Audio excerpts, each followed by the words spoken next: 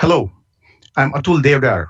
On behalf of CME Outfitters, I would like to welcome you and thank you for joining us for today's educational activity entitled Hitting the Target with IL-23 Inhibitors in Psoriatic Arthritis.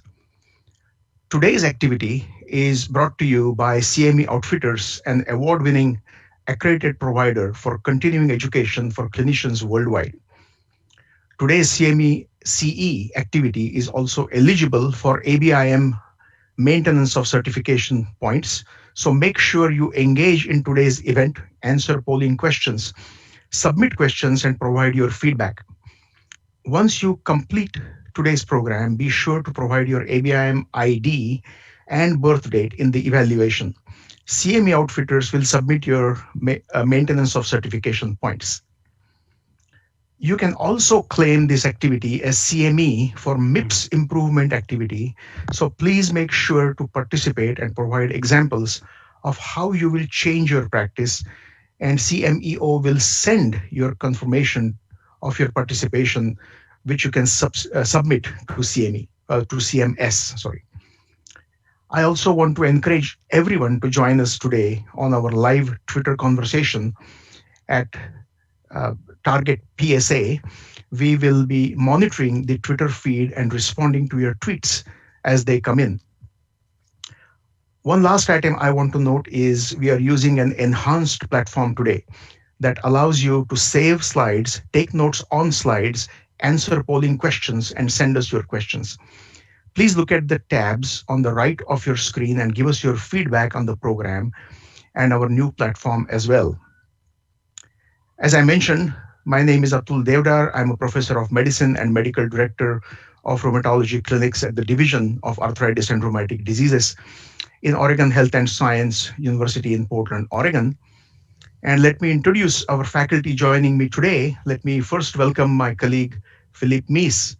Philippe is the director of rheumatology clinical research at the Swedish Medical Center, Providence St. Joseph Health, and also clinical professor at the University of Washington School of Medicine in Seattle, Washington. Welcome, Philippe, and thank Hello, you for and joining us. thank you, Atul. I would also like to introduce my colleague, Christopher Richlin. Chris is professor of medicine, University of Rochester School of Medicine and Dentistry. He's also chief of the Division of Allergy, Immunology, and Rheumatology at the University of Rochester Medical Center in Rochester, New York. Welcome, Chris, and thank you for joining us. Atul, it's a pleasure to be here tonight with you and Philip and talk about this fascinating subject. Thank you. So, let me now review our learning objectives. Our first learning objective is to decrease diagnostic delays through better identification of signs and symptoms of psoriatic arthritis. Our second learning objective is to apply key clinical efficacy and safety data for IL-23 inhibitors to treatment decisions in patients with psoriatic arthritis. And our final learning objective is to collaborate with patients to optimize treatment regimens across the healthcare continuum. So let's dive in. And so I'm going to ask Chris first. Chris, can you discuss the link between the inflammation in the psoriatic skin, the bone marrow, and gut with enthesitis, synovitis, and altered bone phenotypes that we see in the phenotype of the psoriatic arthritis patient, and the importance of the IL-23, IL-17, and TNF pathways in the pathogenesis of psoriatic arthritis? Surely, Atul. It's well known that psoriatic arthritis is characterized by great heterogeneity and complexity, both at the patient level and at the tissue, cellular, molecular, and cytokine level. And here we're focusing in on the tissues and cytokines and cells.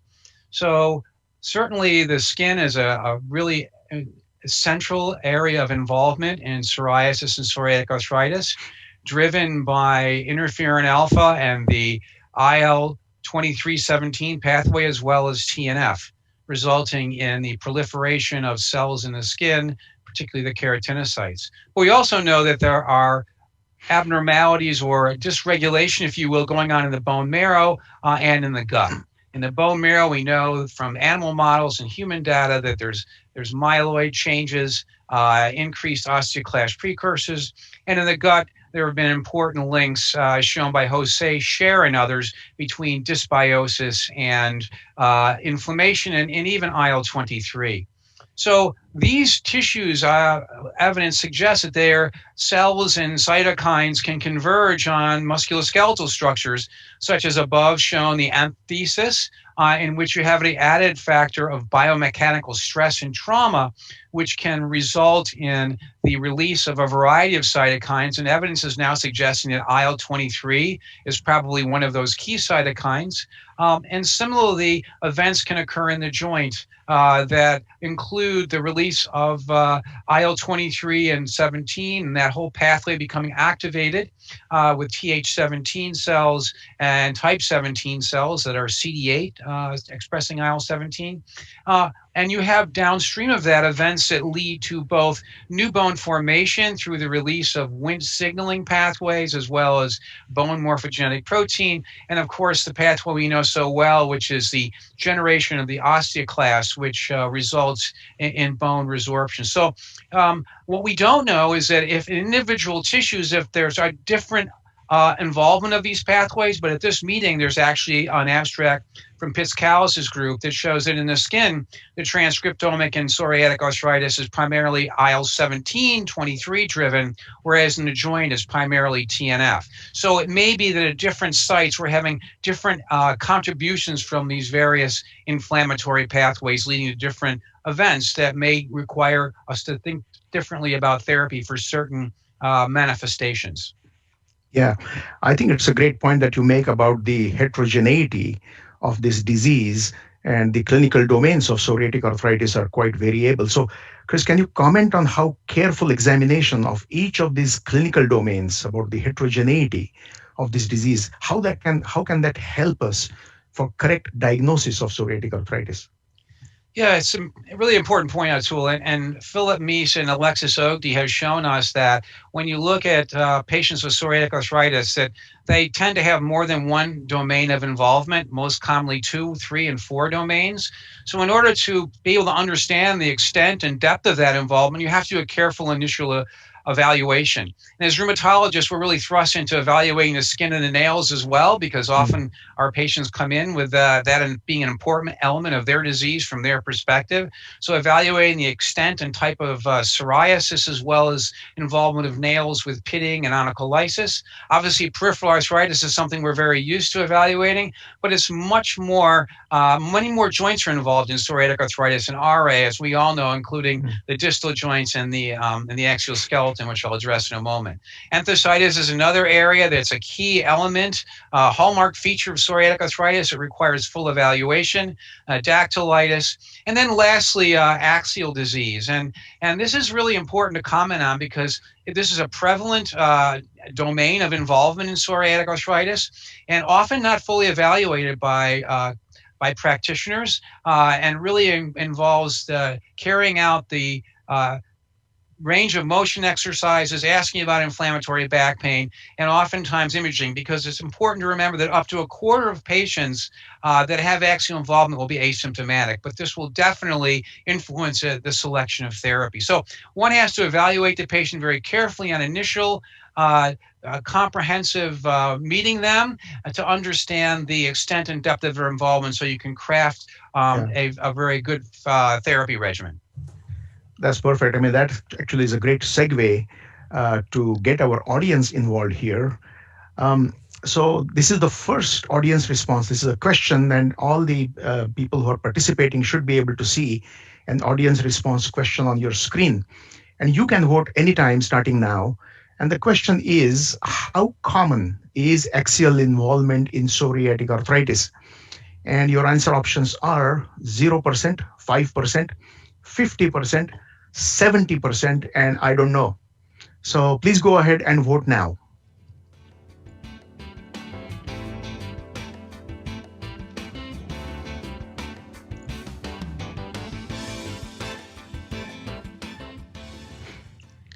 So this is interesting, Philip and Chris. This is our audience has chosen 50% as the middle middle point here.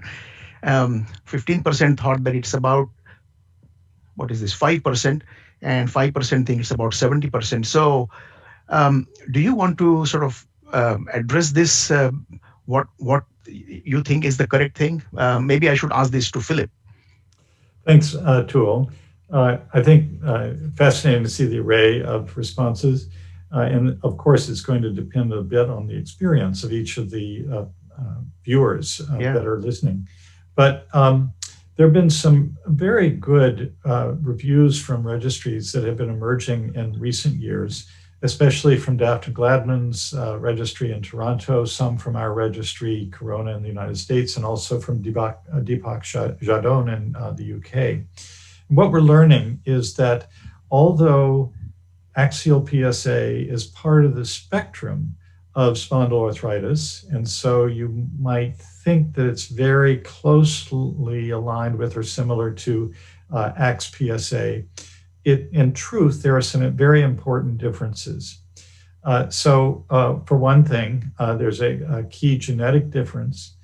Although many patients will have HLA-B27, not all. And so in most of these cohorts, we're learning that about 30% are positive for HLA-B27 as opposed to 85 to 90% in the axial SPA group. Also, we're learning that there are other genetic phenotypes, such as HLA-B8. And interestingly, that's associated with asymmetry of radiologic findings. So you'll see a patient with, say, one sacroiliac joint that's very involved, and the other one is completely normal in axial PSA, who happens to be HLA-B8 positive. There are also other key differences, including the fact that axial PSA patients may be either completely asymptomatic, even though they have the characteristic imaging findings, or they may have diminished symptoms. We find that there are more females that have axial PSA than axial SPA. They tend to have more peripheral disease, more peripheral arthritis and enthesitis. We may see patients that have cervical involvement or lumbar spine involvement, but no sacroiliac involvement. And then when we look at the imaging, we'll often see, for example, asymmetry of the syndesmophytes, these sort of chunky, so-called extramarginal syndesmophytes. So clearly, there's some important differences. And this may translate into differences in immunobiology and may translate ultimately into differences in treatment responses to different mechanisms of action. Yeah. And we're starting to learn that in some of our recent data. Yeah. So I want to go back to the question that we asked to the audience, because 30% of the people said that they didn't know. And so this is an interesting thing. I mean, this was a trick question.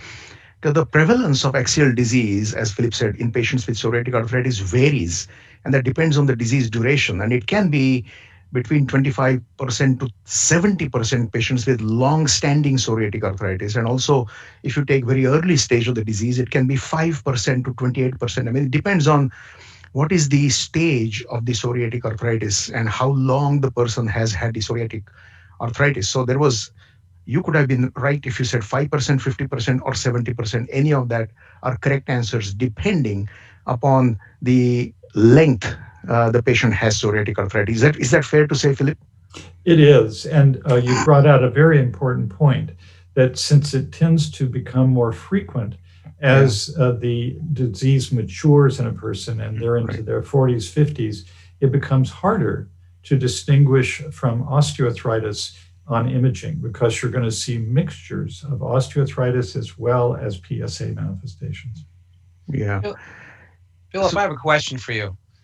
You presented a poster at the ACR, the last ACR meeting, where you looked at back pain and psoriatic arthritis patients in the Corona registry, and you found that it was very prevalent, but that a smaller percentage actually had axial disease that was thought to be related to axial involvement. Yes. Were you able to determine what was a positive predictive value of inflammatory back pain in that population for real axial inflammatory involvement? So no, we weren't able to give you a precise number, but you're pointing out an important thing that patients, many patients have back pain, period. And so in our study, roughly twice as many had symptomatic back pain than the investigators thought had axial PSA. And then the question arises, well, what about the possibility that there is actually axial PSA hidden amongst all those people that we thought had degenerative arthritis? And so sometimes we have to just simply see what happens with treatment before we can really know. Yeah, great discussion. Philip, can I ask you about changing it slightly about the comorbidities in patients with psoriatic arthritis? What's your approach when you're screening for comorbidities in your psoriatic arthritis patients? Well, to start with, I put on an internist hat when I'm getting to that point in the discussion with the patient, and I start to ask questions like, do you have any problem with hypercholesterolemia? Or do you have hypertension when I'm looking at their medication list? Or do you have elevated liver function tests and you happen to be obese? So we're beginning to realize that there are some important genetically determined comorbidities, cardiovascular disease, fatty liver in patients with obesity, but also important problems with depression, anxiety, the potential for suicidality, as well as associated conditions such as uveitis and inflammatory bowel disease. So you really do have to broaden your thinking and either ask the patient to help you with addressing these directly yourself, or better, bring in the village that's helping to take care of the patient and making sure that you're communicating either with your notes or through the patient for managing some of these important comorbidities. Yeah, the anxiety and depression is also a major issue in these patients.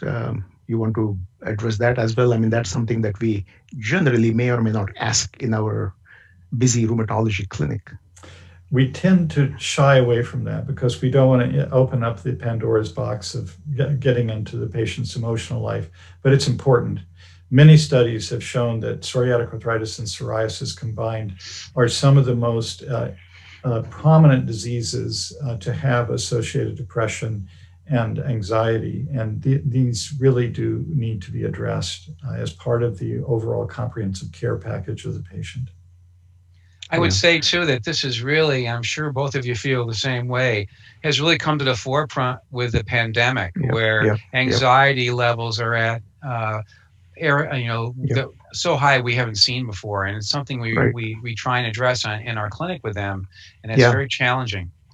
Yeah, and one more thing I want to add is, and we'll discuss this later about the disease activity, and several times we depend on the patient's symptoms, and we need to basically be asking this question, how stressed are you in today's world? Because that produces all kinds of problems of sleep disturbance and aches and pains and other things.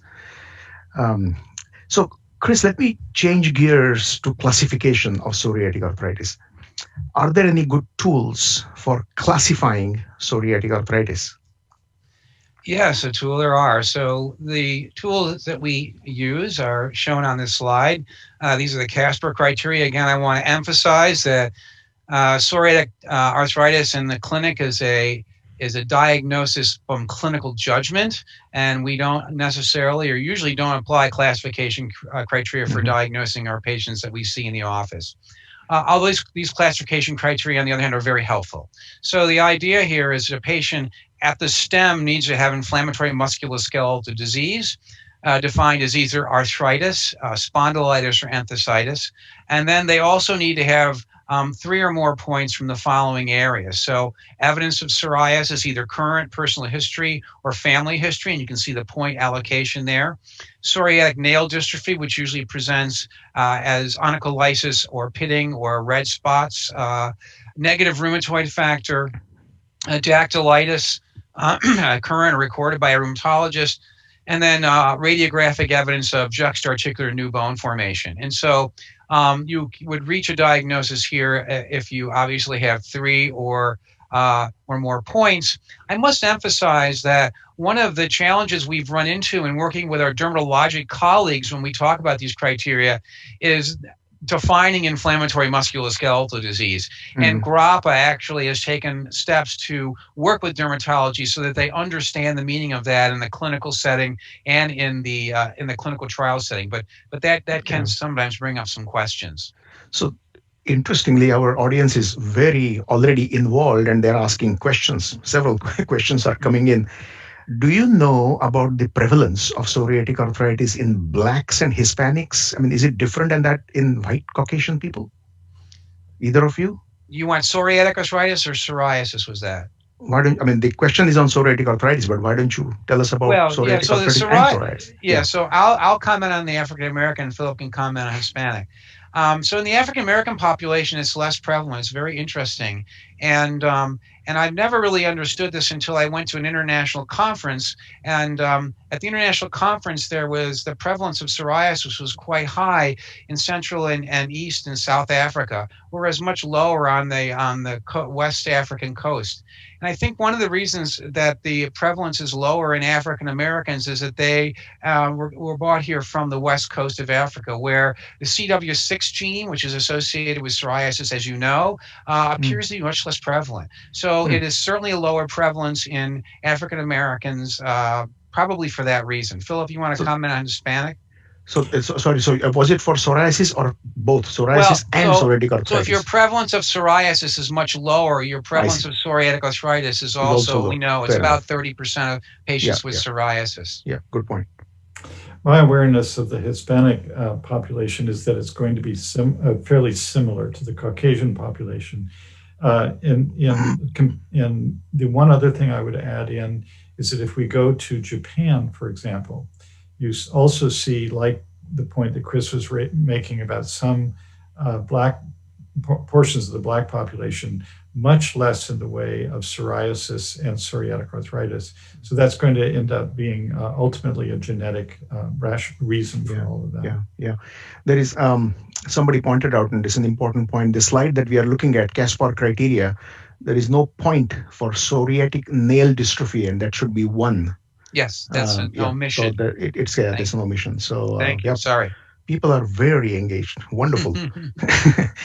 All right. So, Chris, do you initiate a workup for psoriatic arthritis? And when you see the patient, what after you examine, you made the diagnosis, and you rightly said classification are not to be done in the clinic. That's for enrolling a patient into clinical trial. What's the workup? What do you do? Well, obviously, the really important part of the workup is securing the diagnosis. And so we have to keep our differential wide, not only including lupus and rheumatoid arthritis, but also axial spondyloarthropathy, which sometimes can be very hard to differentiate, other spondyloarthropathies such as inflammatory bowel-related arthritis, reactive arthritis, etc.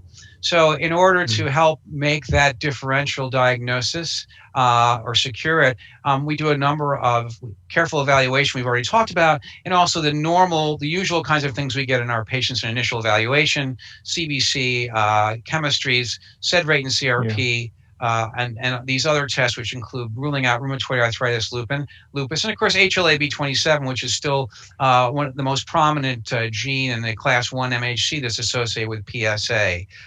If there is the presence of an effusion, we will tap it, because these patients can also have crystalline disease. And probably most different from RA is that the radiographs that we will obtain tend to be different. So not only do we include the hands and the feet, but usually I do an AP pelvis as a baseline. And if there's any suggestion of thoracic or neck pain, I will do a plain film of the thoracic spine and also of the cervical spine. So somewhat different, although a lot of overlap with the evaluation you're going to have for a patient with rheumatoid arthritis. And then most importantly, and not emphasized enough, is trying to basically understand the patient's view of what they have and how it's impacting their life, so that when you sit down and talk about the therapies, you're addressing the needs that they have, and then you can both plan together of what does it look like to have a good outcome here. I think that's really important to establish very early on. Yeah.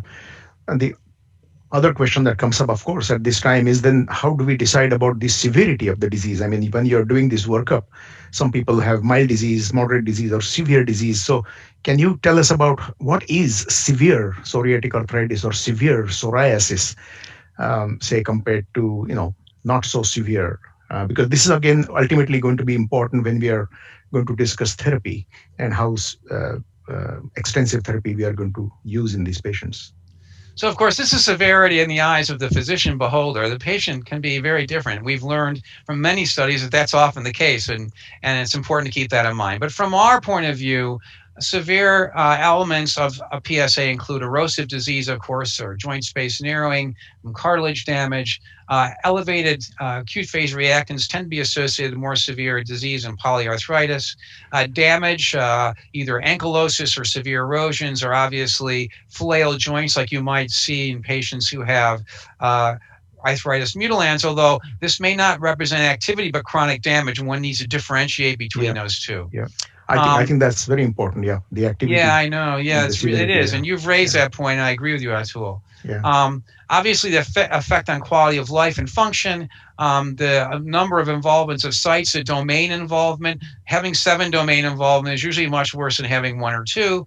And then function and the progression of disease. And I won't go in detail on the right, but obviously psoriasis is based on extent, the areas of involvement, genital areas, face, hands can be more severe, and then the effect on mental and physical functioning. So these all have to be taken into account as you're trying to put together a therapeutic plan for the patient. Right. So there is a question, and we just kind of mentioned that. And the question is, does disease activity directly coordinate or correlate with severity? And I mean, I think what you're saying is, if there's a high disease activity, then of course that's a high severe disease. But at the same time, there may not be disease activity. The patient may have arthritis mutilans, so very severe disease, but they don't have any activity. It is burnt out. They have got destroyed joints. So that would be an example where the disease activity is not very high, but the disease severity is high because they have got totally destroyed joints. And so we need to always keep that in mind when we are deciding about the treatment that we are going to go next, whether this is disease activity or whether this is disease severity. So Atul, just one comment on that, and I totally agree. What I've learned over the years, only in the eyes of the patient. What I mean by that, there are patients whose arthritis can be completely subdued, and they have one little minor psoriasis lesion, and they are totally miserable, or vice versa, right? So you're always adapting to the view of the patient in terms of how they think they're doing, and it varies from one person to another in a very dramatic fashion. Right. No, thank you. Thanks for that. So let's shift to treatment, since we are now talking about, we have seen the patient, we have made the diagnosis, we have done the initial workup, we have decided the severity, etc. So when you consider treat to target, how do you define a quantifiable target for psoriatic arthritis? Oh, that's a difficult question. There are many targets out there that have been established with a lot of work and a lot of validation. But the target that I particularly like, and I think Dr. Meese will agree with me, is shown here, and that is minimal disease activity. And the reason that we like this outcome measure is it is comprehensive. It takes into account those domains that really have an impact on patient, how they're feeling, how they're functioning. And they include, the joint counts, the skin score, the pain score, how the patient sees themselves doing globally, function, and then enthesial points. And to achieve MDA, you need to achieve 5 of the 7 criteria. So it requires careful longitudinal evaluation after an initial comprehensive sort of alignment of where the patient is. But I think this is very powerful. So I know this. Go ahead, Philip. Go ahead. This is very doable in the clinic. Is it tender and swollen joint count? We all do that anyway. BSA less than or equal to 3%. So this is 1% of body surface area. So that takes 3 seconds to estimate. We've got 3 patient-reported measures, and then however you do enthesial assessments, less than or equal to 1. It's so easy to accomplish, and it gives the patient Yeah. quantifiable target. Yeah. So let me push back a little bit on this. I mean, I like this, and I also use this HAQ. HAQ. This is now health assessment question, and this is function. And we were just before discussing about severity and activity. And of course, if somebody has got active disease, their function can be bad. But somebody who has got burnt out disease, the example I gave earlier was arthritis mutilans, their HAQ is going to be really bad. So do you think we really should have a function in disease activity measurement? Philip, I should ask you this. So the answer is there are certain people that feel strongly, Joseph Smolin amongst them, that we shouldn't have a HAQ because he has observed that in rheumatoid arthritis assessments that you can have this phenomenon you just described, fixed HAQ in people that are quite disabled, which doesn't budge. And that Exactly, right. Prevents you from getting into a state of MDA. Yeah. So with that nuance or caveat, I would say that otherwise, for the great majority of patients that we see in the clinic, this isn't a limitation of the measure, and I still feel that it's a overall good measure for the majority of patients. It's just the patient that you've picked out, the bad mutilans, for example, or someone with a pretty ossified spine, where this may be a limitation. Do you have this in your EMR by any chance? Is another question. And can the nurse practitioner do this? I mean, you do work with nurse practitioners. Yes, the nurse practitioners, in fact, are the ones that do it all the time in our practice. And we record it in the EMR, as well as recording it on all the Corona CRFs, because we've enrolled all these patients in the Corona registry. Yeah, I think it should be easy to get into Epic if people are using that. I'm going to ask Chris. Chris, can you tell us about the currently available therapies? Sure. So this slide shows our very large tool chest that we have available to us in order to treat patients with psoriatic arthritis with really a great number of options.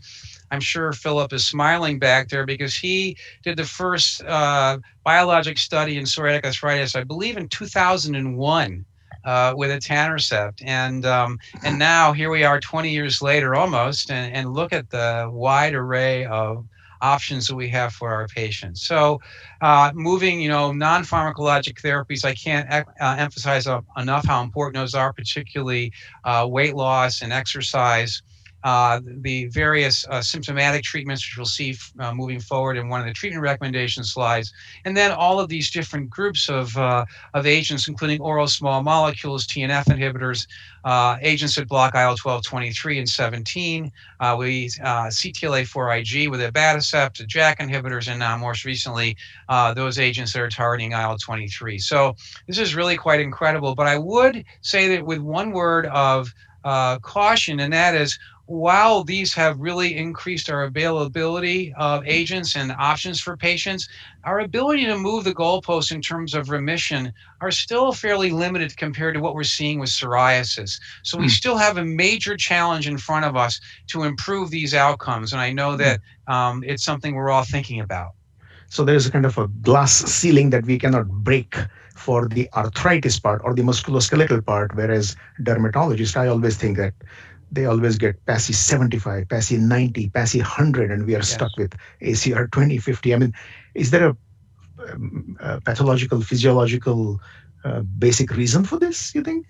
Why are we stuck there? I think it goes back to the first slide you asked me to comment on, and that is the complexity and heterogeneity, and that we don't really know at this point in time how to, in an individual patient, focus down on those pathways that are operative in that patient's disease with the proper biomarkers or precision-based diagnostic approaches that we're starting to see evolve. And I think that's when we're going to see a marked improvement in our ability to induce remission. Yeah. So since we are talking about this ACR 20, which is what our basic measurement is for the efficacy, Philip, let me ask you about the efficacy data for these current therapies that Chris just now spoke about. So here you see a bar graph that is doing what we are not really supposed to do, which is try, as if we were comparing one drug to another. These are all completely separate phase 3 trials, which establish the efficacy of most of the agents here in psoriatic arthritis. And as you can see, there's a range of efficacy that's shown here. Only recently have we seen the first head-to-head trials done in PSA. For example, there's a methotrexate versus etanercept study called the SEAM trial. We've got the ixekizumab versus adalimumab or Spirit head-to-head trial. And then most recently, the secukinumab versus adalimumab or EXCEED trial. What it's showing us is that we have ability to achieve ACR20 response, but also in the, for example, when we use MDA criteria or very low disease activity criteria, which is really akin to remission, or one of the other measures that we're now using in trials like the DAPSA or the PASDAS, we can show that approximately 20% of established patients up to about 50% of very early patients can achieve targets of remission. And this is showing us that all of these various mechanisms of action can achieve those kinds of results. It's important because we know that there may be loss of effect with time if we use any of these. And so it's important to be able to have options to move between. Yeah, a couple of questions have come up. One is, let me ask you about methotrexate, because methotrexate has got kind of, initially we thought it doesn't work, but then Philip, your study actually showed when that methotrexate versus etanercept, that study showed that methotrexate actually works. And the question is methotrexate approved by FDA or not? Is it, here it says it's not approved. That's correct. So methotrexate isn't approved, although we've used it forever. And part of that had to do with the fact that there were very few studies with it. And up until this, the study that's on this particular graph is that by Gabriel Kingsley done in the UK. And although this shows you the ACR20 response, interestingly, in that study, it was not statistically superior to placebo. Mm-hmm. You can see it's numerically a little bit better, but not statistically. So at the end of that trial, it was concluded that it wasn't a disease-modifying drug. And it wasn't until we saw the SEAM trial, although not controlled with placebo, where we saw higher effects in not only the arthritis domain, but also enthesitis and dactylitis. Yeah. So etanercept bested methotrexate in that study, but methotrexate did very well. Yeah, and again, it's symptom modifying, right? I mean, we still cannot call it disease modifying even from the SEAM study, right? That's correct. Thank you for making that observation. Chris, let's talk about some guidelines, because there are several treatment guidelines that are up there, and I know that you are, and Philip, and all three of us, in fact, are members of the GRAPPA. Can you summarize for us the GRAPPA guidelines and then the EULAR guidelines, for example, for psoriatic arthritis? Of course. So the GRAPPA organization, as most people know, is a organization which has both dermatologists and rheumatologists, methodologists, patient partners, and it tends to have a more global perspective. In fact, we first met many years ago, and we were drawing up outcome measures for psoriatic arthritis. We forgot skin. And then the dermatologist reminded us very quickly that's an important domain in psoriatic arthritis. So with that in mind, you can see here that we have the domains laid out in front of you. And we think that's very important, as I said at the beginning, to ascertain which domains are involved in an individual patient, and then to use those domains to help you craft a treatment regimen. And this particular slide, which shows the treatment recommendations from 2016, illustrate how one can do that. I should point out that these recommendations are being revised and should be out in the second quarter of 2021. So here you have this sort of global approach. And then the next slide, which is the EULAR recommendations, takes a whole different slant on this. So they divide this into different phases. So the phase where you come in and phase 1 not shown here, where you're using NSAIDs and intra-articular glucocorticoids, phase 2 where you're moving to conventional synthetic DMARDs, and then phase 3 into the biologic DMARDs. In actuality, when the EULAR recommendations, the former version came out, there were quite a bit of differences between the recommendations from GRAPPA and this group. But with this more recent update, there's much more alignment in terms of how to approach patients with PSA. But I think, Atul, you and Philip will agree with me that these guidelines can only go so far. Yeah. Because of the complexity and heterogeneity that individual patients present with and their own comorbidity profile. These guidelines can give us some ideas of what the literature tells us for certain questions in certain presentations, but a lot of the time it really combines knowledge of the clinical trial data and clinical judgment, and really forming a close relationship to the patient as to what their needs are. And I think that's what great clinical medicine is all about. Yeah, I think here they're using the word phase. I think what they mean is line. I mean, so first line treatment, second line treatment, third line, that's what we use. Yes. So I think the phase 2 is second line and phase 3 is third line and that kind of stuff. So or stage 1, 2, 3, 4, whatever. I agree. Yeah. So since this is an American College of Rheumatology meeting and the American College of Rheumatology NPF guidelines were published, I want to get back to the audience to see their response and their knowledge about the 2018 ACR NPF, that is National Psoriasis Foundation, which, by the way, is here in Portland. So the 2018 ACR NPF guidelines recommend starting a TNF biologic over an OSM, that is oral synthetic molecule, in adult patients with active psoriatic arthritis and frequent serious infection who are treatment naive, or switching to an IL-23 inhibitor biologic over switching to an IL-17 inhibitor biologic in active psoriatic arthritis plus IBD despite oral small molecule, or switching to an IL-17 inhibitor biologic over a TNF monoclonal antibody in active psoriatic arthritis plus IBD despite oral small molecule. So you can vote anytime. And the fourth answer, of course, is I don't know. So please vote.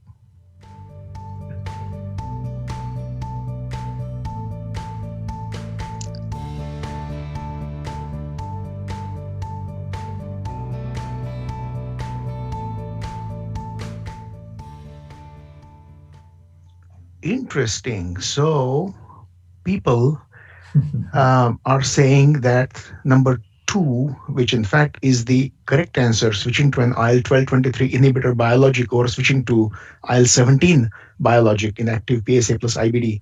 21% got this right. So Philip, you want to comment about this? I just think it's a comment about how complex this is, right? No, it's a comment about how frequently folks use the ACR guidelines.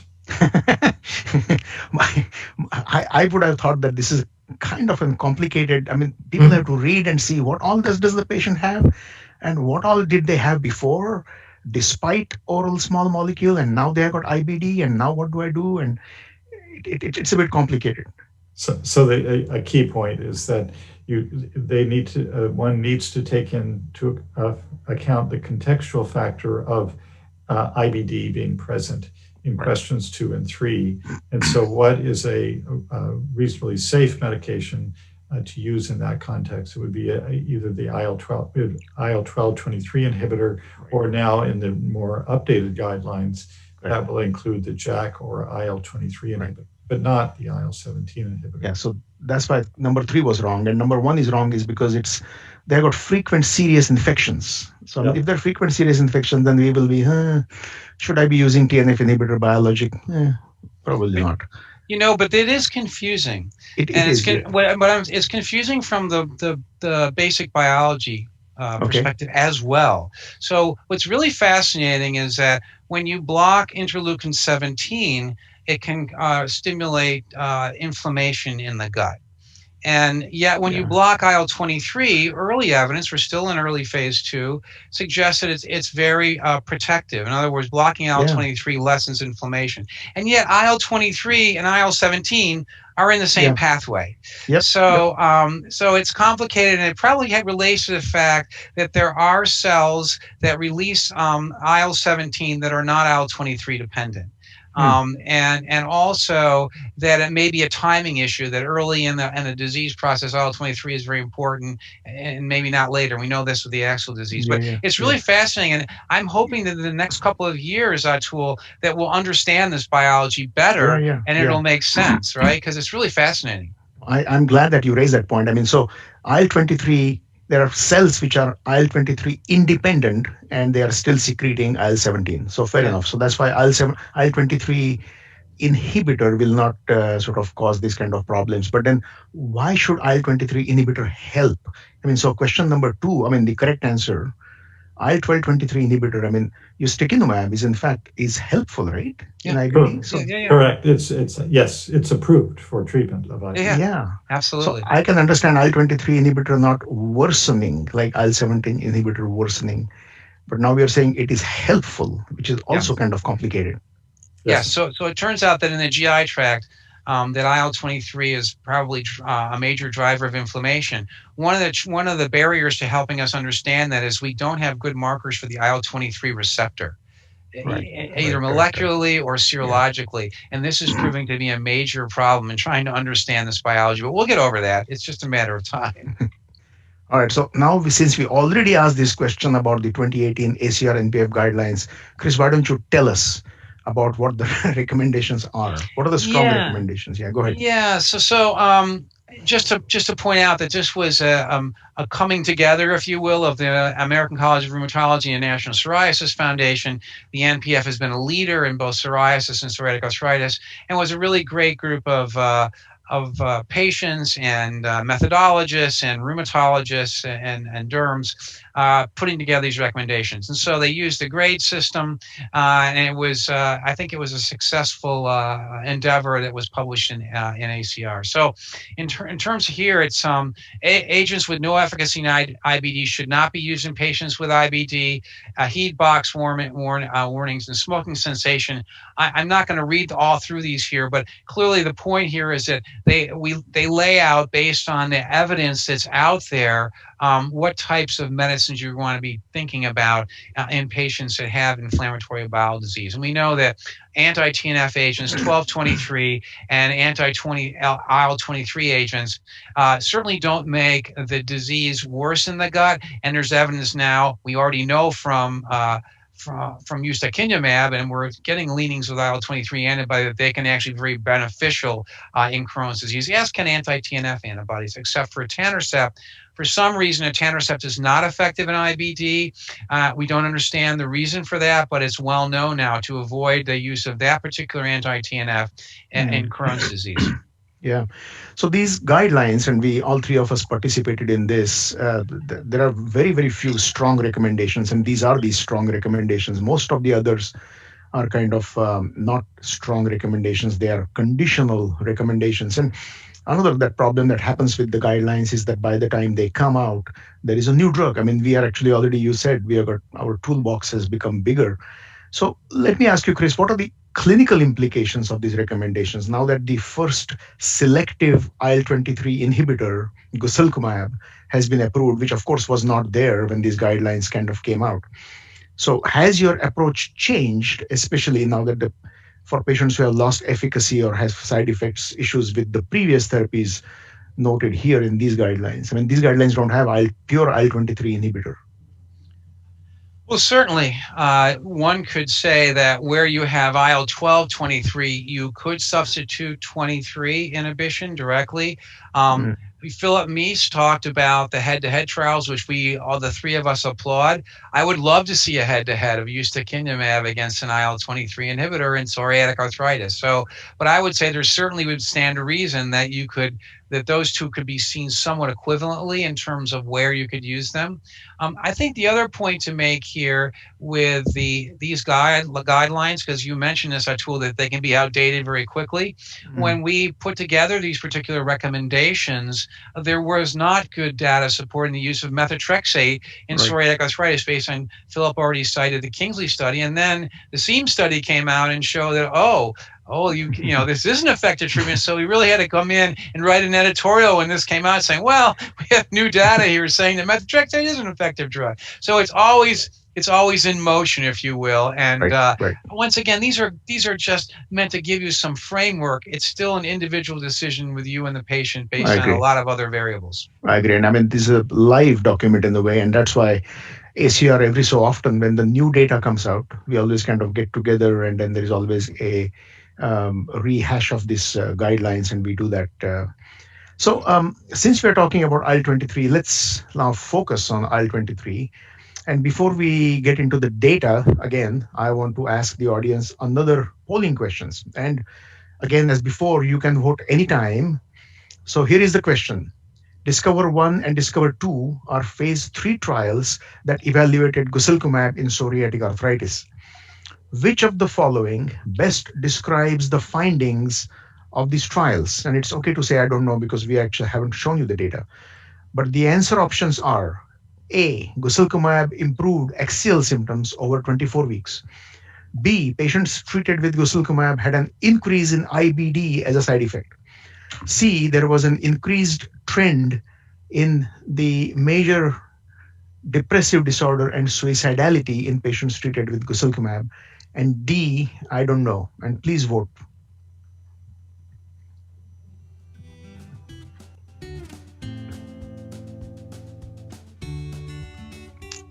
All right.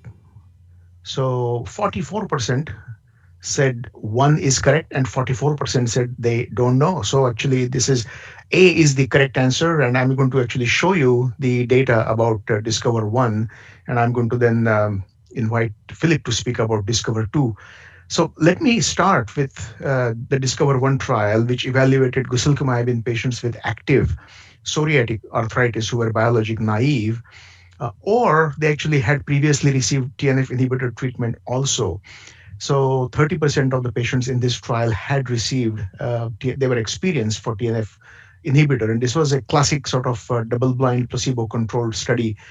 And guselkumab was tried in 2 different dosages, guselkumab 100 milligram every 8 weeks or 100 milligram every 4 weeks, subcutaneous. And what you see here are the ACR 20, 50, 70 responses. ACR 20 response was the primary endpoint shown here at week 24. On both these dosages, every 4 weeks or every 8 weeks, was statistically significantly different and better than the placebo. And as you can see, the ACR 20 responses is in the range of about 60% of patients having ACR 20 response, about 40% of the patients having ACR 50 response, and about 20% patients having ACR 70 response. I mean, those are the kind of numbers we generally like to see. The secondary endpoints for this study, there were 3 major secondary endpoints. One is Investigators Global Assessment of Skin, IGA. Now, we rheumatologists generally don't know much about this IGA. We know about the body surface area, and Philip said that the palm is 1%, and I also use that in my practice to ask the patient if this is 1% body surface area. So BSA we know, PASI we know, but Investigator Global Assessment goes from 0 to 4, and 0 means completely clear, and 1 is nearly completely clear. And so that was one of the major secondary endpoints. HAQ-DI, the Health Assessment Questionnaire Disability Index, was another major secondary endpoint, and SF36 PCS, or physical component score, was the third. So this actually encompasses the patient's skin and their function and their quality of life in a way. And all these 3 major secondary endpoints, guselkumab, both dosages every 8 weeks or every 4 weeks, 100 milligram, were superior to placebo, and quite significantly so, at week 16 shown on the left side, and week 24 for the IGA, and week 24 data is shown for HAQ-DI as well as for SF36. So this was pretty successful study. This was the phase 3 study, Discover 1. So Philip, can I ask you about Discover 2 study? You were the first author on that study. Tell us about the Discover 2, the second pivotal phase 3 trial evaluating guselkumab in psoriatic arthritis. This was a larger trial and done that way because there was a radiographic outcome as well. And the patients here were completely bio-naive. Yeah. Here we're looking at ACR20 responses, and they were actually in the mid 60% range compared to placebo, which was 33%. And then you see the corresponding ACR 50 and 70. So quite good. And this is what we really like to see when we've got an efficacious drug. And the next slide shows the efficacy in the IGA measure that you spoke to earlier, the Investigator Global Assessment, very high degrees of response. And I should mention while here that in the pure psoriasis trials with this drug, there were head-to-head comparisons with both adalimumab in one study and secukinumab in another. And with this agent, it bested both of those mechanisms. We saw better responses and with just every 8-week administration. So infrequent dosing, very high skin responses. And you see the physical function improvement here. And the next slide shows the important domains of enthesitis and dactylitis, which show resolution at week 24. And as we track out to 1 year data, which is we're not showing tonight, we saw even better responses over time. Yeah. And then the very interesting observation is here. So let me just give a little background on this one before I speak to the data. There had been a couple of important trials that showed that or suggested that interleukin-23 inhibition does not treat spine disease adequately. And one was a phase 2 study, relatively small study, with another P19 IL-23 inhibitor, which did not distinguish itself from placebo in treating ankylosing spondylitis, so radiographic axial SpA, in other words. And then there was risankizumab. Yeah. And then there was a trial with ustekinumab that you were the lead author on, Atul, which also showed failure. And that's a combination of an IL-12/23 inhibitor. And that one ended up being a surprise because there was an open label study that looked like it had good results, and thus they jumped right to a phase 3 program. So I can remember I was asked to write an editorial. Ian McGinnis and Stefan Siebert were asked to write an editorial. Why was it that IL-23s don't work in the spine? And we had ideas, as Chris alluded to before, that there might be differences in immunobiology between the entheses in bone and the spine and the peripheral entheses in joints, et cetera, or it might have to do with differences in the fact that the IL-17 is produced regardless of IL-23 stimulation of cells and so on. Then this study comes along. And what was done here was that the patients in both Discover 1 and 2 who showed evidence of abnormalities of sacroiliac X-rays and, in the case of Discover 1, MRI scans that were historic, or in the case of Discover 2, taken at the time of baseline of the study. There were 30% of patients in both studies that had abnormal sacroiliac X-rays consistent with sacroiliitis.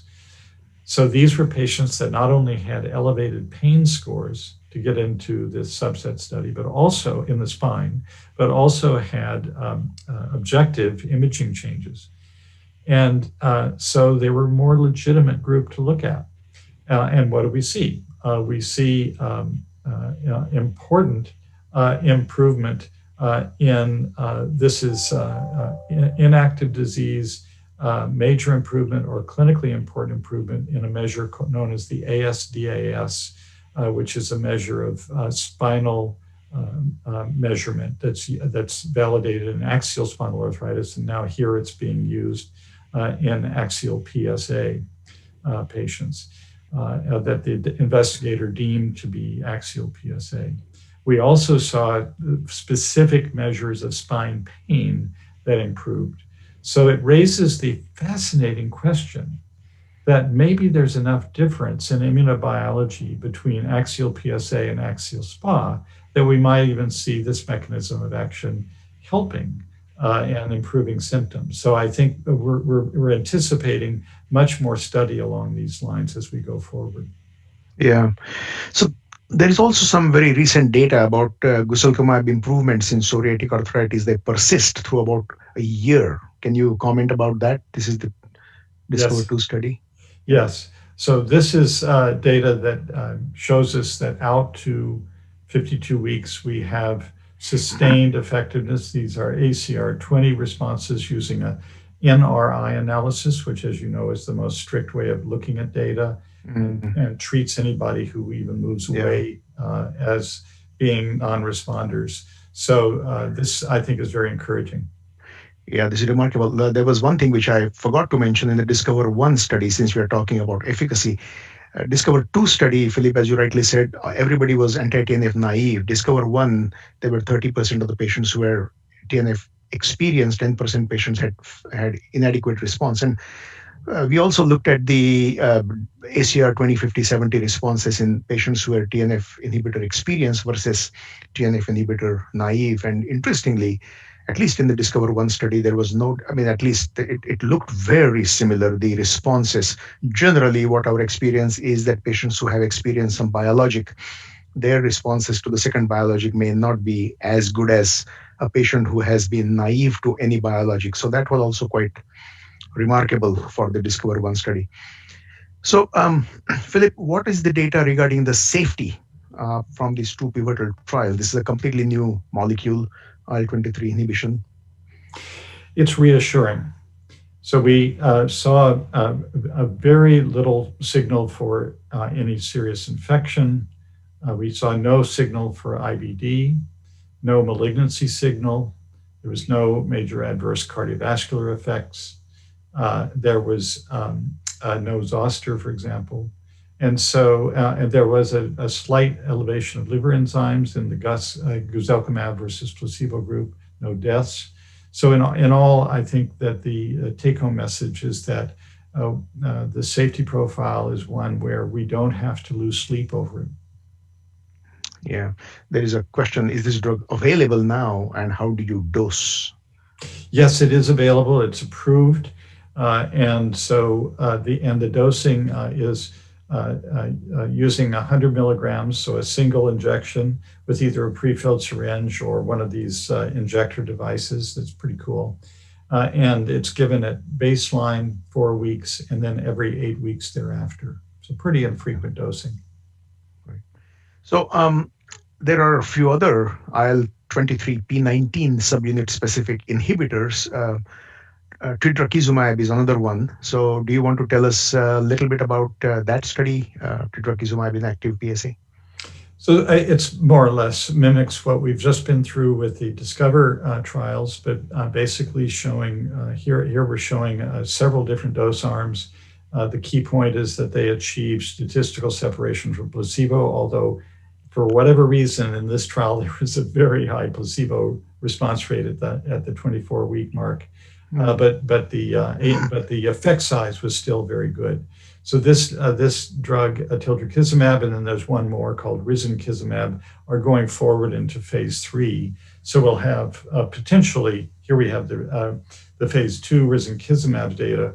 Interestingly, in this trial, there we had a variety of dose arms to try to show a dose effect, but in fact, even a single injection at the beginning of the trial had sustained responses over the time of observation, and so they have enduring effects. These drugs, and it looks like they're going to all be efficacious in PSA. So just to confirm, so the tildrakizumab and risankizumab, both of these are phase 2 trials, right? These are So both phase 2 that we phase 2 just looked trials, at. right? Right. Okay. All right. Thank you for that. So let's switch gears and talk about how a patient-centered, holistic approach can improve the treatment outcomes in psoriatic arthritis. And so, I actually, and we actually mentioned this earlier about Chris was mentioning this, that what is when we're discussing the severity of the disease, what is severe for us may not be severe for the patient, and what is severe for the patient may not be severe for us. This is a very interesting study called Disconnect, and this is the disconnect between the patient on one side and the rheumatologist and dermatologist perceptions of the symptoms. And what it shows, and I mean, this is pretty complicated slide when somebody's looking at it, but look at the colors. And so the green bars, green horizontal bars, these are the patient's perceptions. And basically, these are all from joint pain and joint discomfort and swelling and morning stiffness and problem with relationships and difficulty in dressing and et cetera, et cetera. And on the right hand side, actually, you see especially how different the patient's perceptions are compared to the perception of rheumatologists, which are shown in blue bar, and red is the dermatologist. So it's interesting how what we think is important from the patient's point of view. And we are, of course, inflammation doctors, so we want to cut the inflammation and the joint swelling and et cetera, et cetera.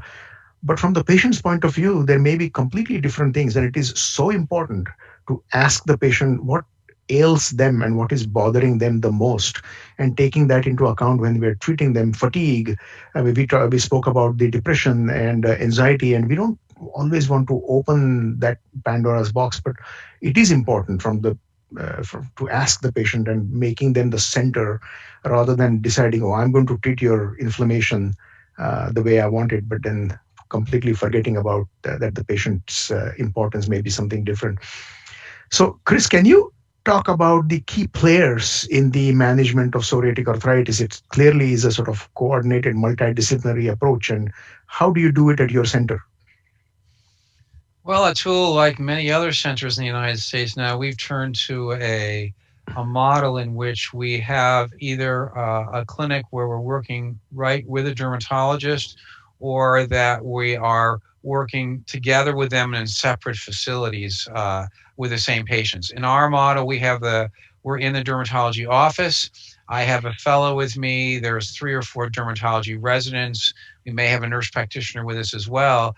And the basically the resident or the fellow will go in first, or together. They will get a derm and rheumatologic histories, and then we'll all come in and physical exams, and then they'll present to us, and then we'll discuss with the patient, both from the dermatologic and from the rheumatologic perspective, what we think is happening, and then we'll come together with a therapy that will address all of the domains separately. So usually I'll obviously depend on the dermatologist to talk about the skin and the nails, and then we'll talk about the musculoskeletal structures, and then we'll all get together to talk about at the end the other factors: comorbidities, anxiety, depression, financial challenges they might have with medications, other kinds of issues that will come up and frequently do.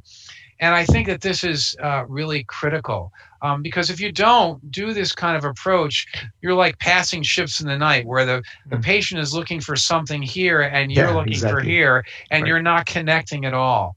Right. You know, you would think that, and we were worried about this when we started doing it, that having so many people in the room at the end would freak patients out. They actually love it because they feel they're getting attention. People are Yeah. listening to them. We discuss openly in front of them what's this therapy we think is better than that one and why. And then we try and explain. We do explain to them, how the drug's working and why we think you should go this way or not. And sometimes we have minor disagreements in the room in front of them, and we come to some consensus. And they really, really like that. And so the other Yeah. part of this is it requires 2 copays and two payments, because one's Right. room and one. Right. We've never had a patient complain in 10 years, never Yeah. once. Yeah. I mean, it's pretty complicated, and I mean, there is a great question also about this. We are having actually lots of questions, so I'm going to wrap up very quickly. But about cultural disparity, I mean, in 2020, we have to basically talk about that, and that's something. I mean, we also have a combined clinic, and do you want to? I mean, we mentioned a little bit about the Hispanics and African Americans, but the cultural disparity can also be about the patient's educational, their health educational level. And that's also, I think, is helped when you have got two, three, four people there. And that's a great time to educate people, right? Absolutely. Could Yeah. not agree. Could not agree more. All right. So this has been a terrific. I mean, this has been an amazing discussion, and I want to thank you both. I want to conclude. I want to summarize here. So the advances in the understanding of the pathogenesis of psoriatic arthritis has led to this significant increase in the pharmacologic treatment options. As Chris, you showed earlier, our toolbox has become bigger. IL-23 inhibitors is the newest tool that we have, and guselkumab is the most recent approved treatment, FDA approved for the treatment of psoriatic arthritis, and the first IL-23 inhibitor. And a very important point is this holistic patient-centered approach to ask the patient what is important for them, not just thinking what is important from our point of view, and addressing all aspects of the disease and provide comprehensive care, and the education is extraordinarily important and essential. So I also want to leave our audience with some of the SMART goals. The SMART goals are these specific, measurable, attainable, relevant, and timely goals. And this is accurately diagnosing psoriatic arthritis by utilizing simple and easy to administer screening questionnaires, reduce delay from symptom onset to the rheumatology referral by identifying symptoms that might suggest referral. Now, this really is for the dermatologists, and we educate our dermatologists how we should be reducing the delay from the symptom onset and referral to us if somebody has joint aches and pains, and utilizing the clinical evidence for targeted agents. We have got many of them when we are creating the treatment plans, taking into account the patient's whole well-being, and collaborating with the patient first and with the other clinicians to provide the optimal care. So I'm going to stop there. We have received a number of questions, and thank you all for submitting your comments and questions. And let's see, we have answered some of these. So here is a question. Let me ask this to Chris. I mean, is there any role for biomarkers to choose treatments and make so? Well, it's two-part question. Is there other biomarkers for making accurate diagnosis, and are there biomarkers for choosing a treatment? These are great questions and something we spend a lot of our time working on, to be honest with you, with our, we're collaborating laboratories right now trying to figure this out. So there's the biomarkers you can think about are biomarkers that can predict which patients with psoriasis are going to develop arthritis. That's one type of biomarker. Another biomarker that suggests which patients are going to have a more severe course, either with erosions or fusion or axial disease. And then there's biomarkers that can tell you, well, you might want to pick drug A over drug B. We are still not very far along in any of those biomarkers. There was a study that was published out of Japan where they used flow cytometry of cells, peripheral mononuclear cells in patients with PSA to pick and to see which cell types were dominant, whether in terms of cytokines, TNF or IL-23 or IL-17. And they were able to show that by treating patients based on what the flow cytometry showed as to which cell population was dominant, they were able to obtain better outcomes than usual care. So that was a first glimpse that maybe some type of approach that used some cell population subsetting may be effective. And I want to be quick here, there's now abundant technologies we now have available to us through single-cell RNA-seq and other kinds of modalities that are allowing us to segment cell populations in individual patients. So I don't think we're there yet, but we're getting there. And I think within the next 5 years, this will be something we'll actually be able to apply, at least in the trial setting and maybe even in the office. One thing which we did not cover, and about the sort of, I mean, ultrasonography could be a biomarker, right? I mean, patients who have got psoriasis, and if you find on ultrasound that they may actually have some early evidence of inflammation in the enthesial areas, and is that a biomarker in a way for predicting who's going to have developed psoriatic arthritis? And extending this question, do you think there's another? I mean, there's a biomarker to do ultrasound to decide whether they're responding or not responding, or So the answer to both questions is yes. Yeah. We have data that we've presented and ready to submit that actually ultrasound was an excellent biomarker to predict which patients were going to go on to develop psoriatic arthritis. And this is basically on enthesial measures. And also, we've seen work from Leahy Eater and others, and European investigators, who have shown that you can use ultrasound to look at treatment response, and that persistent signals would suggest that you probably haven't reached where you want to get to in terms of quenching inflammation. So yes. Yeah, yeah. There are a few questions about, well, there's one question about alcohol use, and there's another question about pain medication. So, is there anything in the treatment guidelines about, when we did speak about smoking stoppage, that actually is a strong recommendation. Is there anything about alcohol in that? Philip?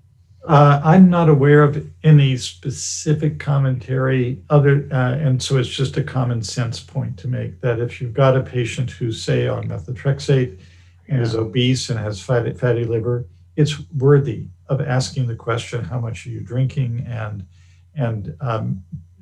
gently guiding them to drinking less. Yeah. Smoking is kind of interesting because, I mean, smoking definitely has been shown to be a risk factor for development of new bone formation in the spine. So that was one of the reasons I think that was included as a strong recommendation for non-smoking. We discussed the depression and the anxiety, and patients get significant amount of pain.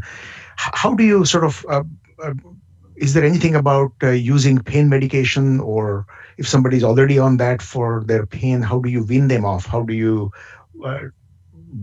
fibromyalgia, I know, Philip, you really speak about this in your lectures, how important fibromyalgia is.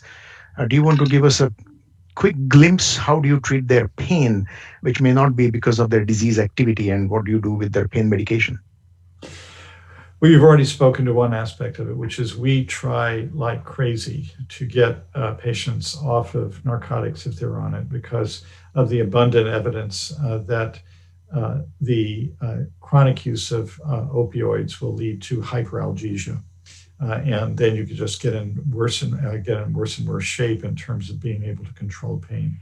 So we if the patient happens to be on opioids, we will strongly work on getting them off of them, and we will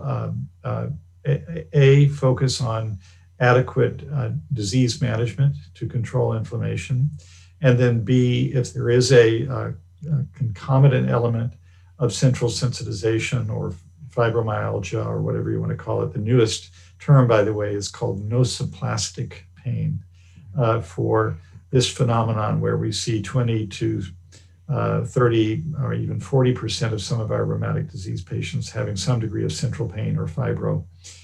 We will sometimes now use the non-narcotic approaches, including use of SNRI medications, it would be an example of that, but also using non-pharmacological approaches to treatment, including focusing in on psychological counseling that may be helpful for patients. Yeah, Philip, I completely agree. I think that one of the important points to underscore, though, is you have to go looking for this centralized pain. Right. And there are lots of pathways to it. Obstructive sleep apnea in our heavy patients is extremely prevalent and a cause of disrupted sleep and centralized pain. Depression and anxiety in today's age, social isolation is huge. And the anxiety levels, as we've already discussed, are really high.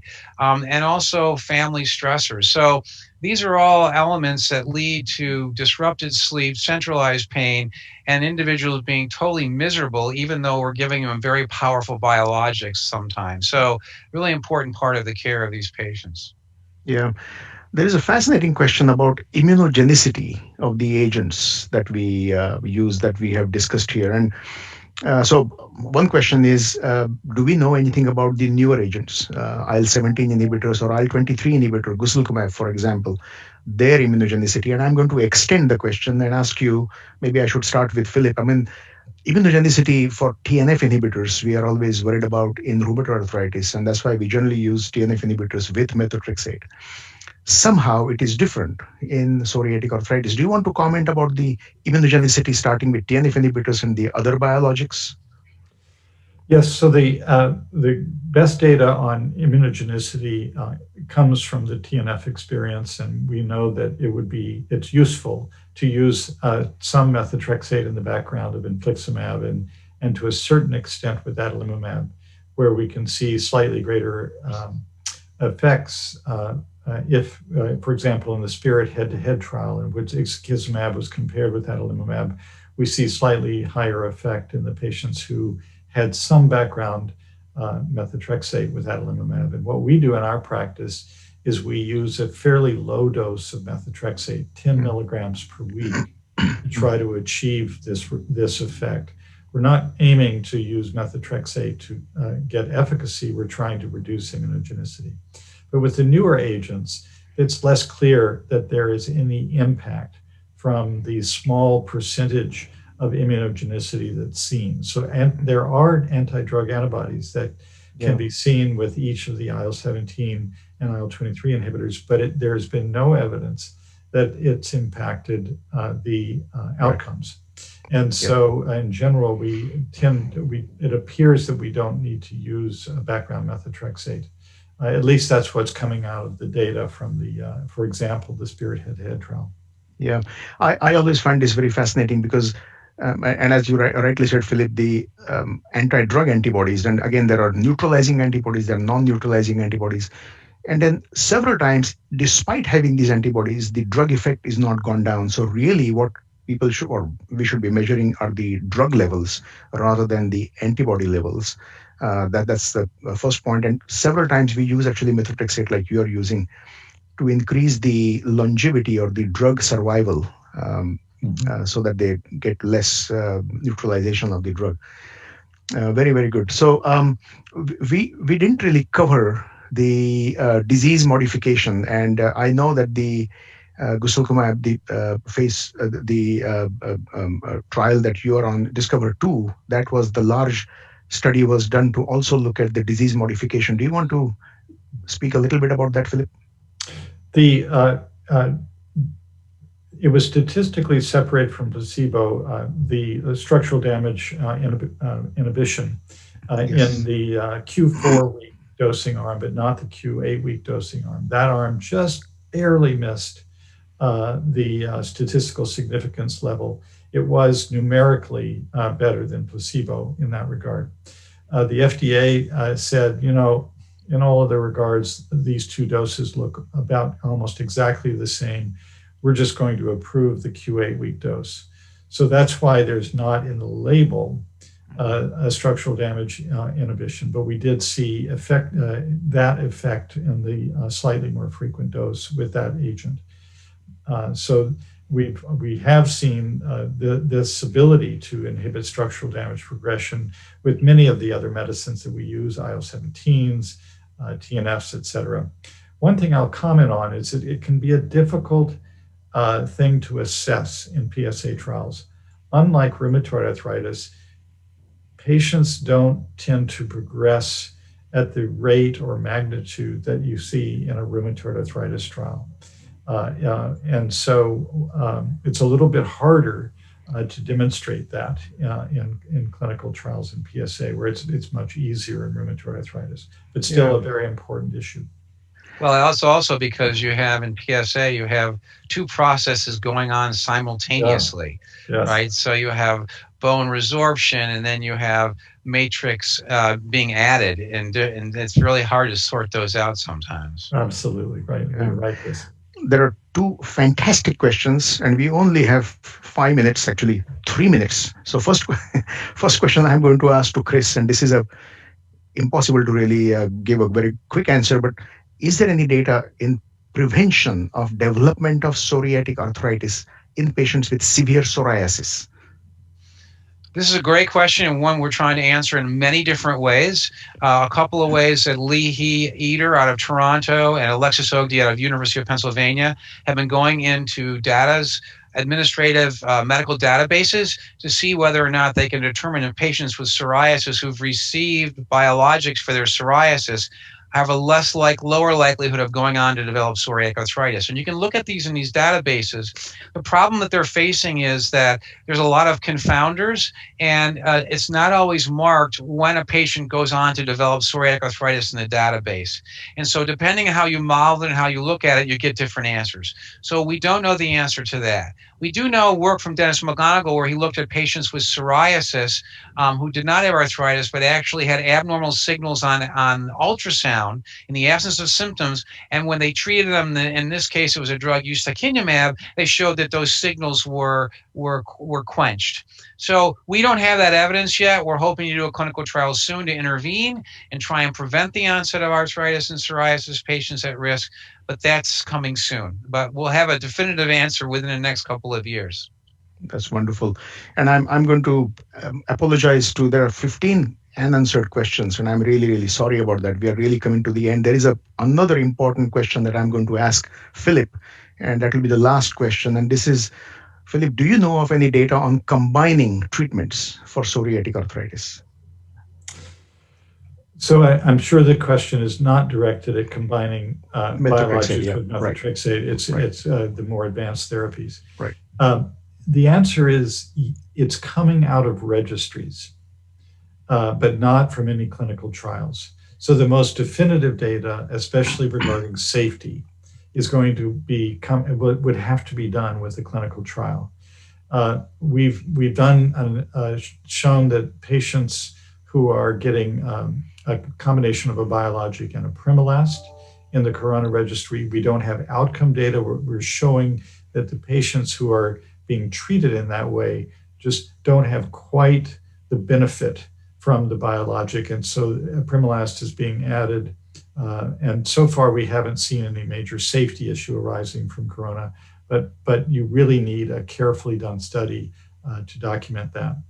We haven't seen, although there is some combination of JAK inhibitor and biologics in Corona, that one's, to me, a little bit scarier proposition in terms of the potential for infection. So before doing that, I would wait for a more definitive safety trial that would tell us about this. But as Chris and others have commented upon, when we look to the future, I think combining mechanisms is going to be important to break through this barrier that we seem to have of only getting a certain proportion of patients into remission. And so I think that we're going to, like in oncology, we're going to see more of this coming. So just two comments on this. It's a very important question. The first comment is that there was a trial using a bispecific antibody, ABT-122, against IL-17 and TNF. Now, although it wasn't better than adalimumab alone for the ACR20, it did beat it for the ACR50 and the ACR70, and there were no safety signals. So that's a really important study that people sometimes forget about. I know Philip was involved with that study. The second point is that our GI colleagues are now in the middle of a combination trial for Crohn's disease. And that trial is well underway. We'll have some data regarding that. In fact, I think there's some data coming out of the next GI meeting very shortly in terms of safety and efficacy. So our colleagues in other areas are combining biologics to improve outcomes, and I am certain that we're headed in that direction. Fantastic. We can keep on talking, but unfortunately, I'll have to wrap up now. This has been a wonderful discussion. So to receive the CME and CE credit for today's program, please complete the post test on your screen and then click on the request credit tab to complete the evaluation and print or download your certificate. Also, as a reminder, if you would like to claim this activity as a CME for MIPS improvement activity, follow the steps described on this slide, which is going to be here only literally for a few seconds. And thank you, Philip and Chris. This has been a fantastic discussion. I would have really loved to discuss more, but all good things have to come to an end. And thank you to our audience for all the amazing and great questions you sent in. We hope that you'll be able to use the strategies that we have shared to treat psoriatic arthritis in your respective clinical settings. And if any of your colleagues missed today's program, it will be archived at cmeoutfitters.com, cmeoutfitters.com, along with other resources that you may find useful.